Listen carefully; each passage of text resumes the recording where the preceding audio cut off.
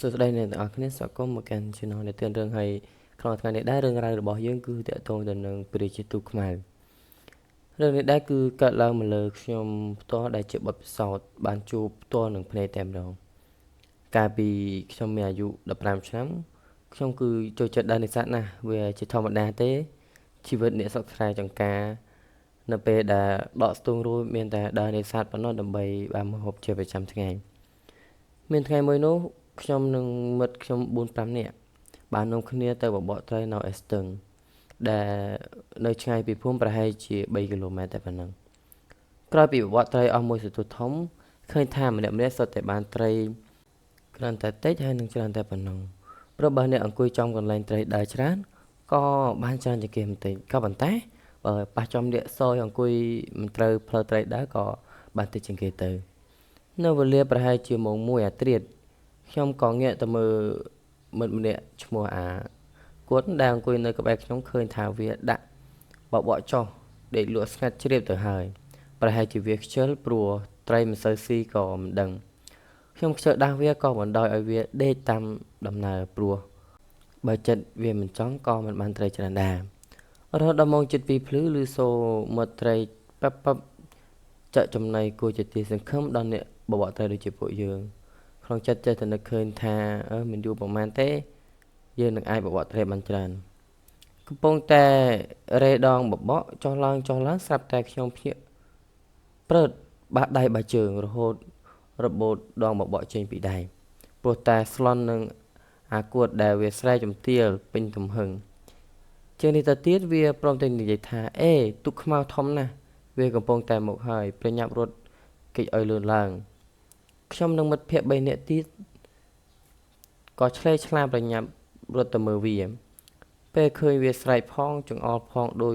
ជាវានោះឃើញអ្វីពិតមែនអញ្ចឹងប៉ុន្តែសម្រាប់ខ្ញុំនិងមិត្តភ័ក្តិ3នាក់ទៀតអត់មានឃើញអ្វីសោះពួកយើងក៏សន្មតថាអាគួតវារមើរមេតែប៉ុណ្ណឹងប៉ុន្តែមើលទៅអាគួតវាមិនព្រមឈប់ត្រឹមនឹងឯណាវាធ្វើជារត់គេចដូចមានអ្វីដេញបោកវាអញ្ចឹងមែន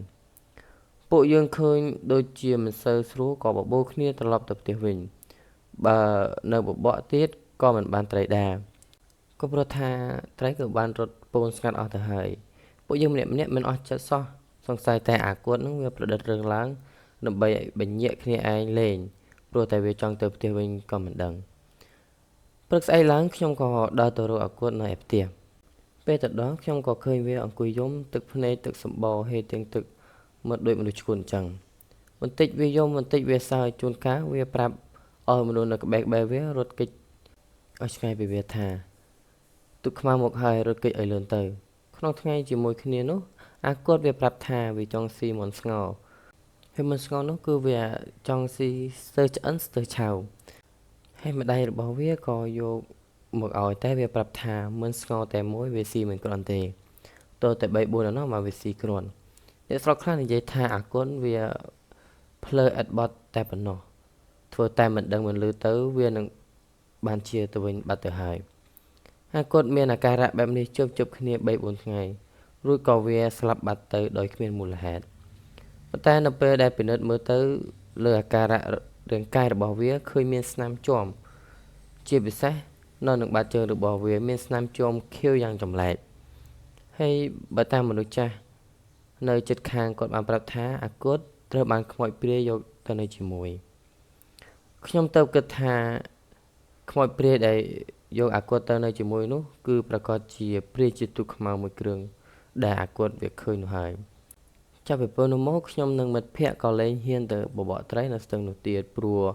ខ្លាចបានទៅនៅជាមួយអាគតនៅស្ទឹងនោះដែរហើយរឿងរ៉ាវនេះដែរគឺបានបញ្ចប់ត្រឹមហ្នឹងសូមអរគុណទៅបងប្អូនទាំងអស់ដែលបានស្ដាប់ពីដើមរហូតដល់ចប់សូមអរគុណសូមជម្រាបលា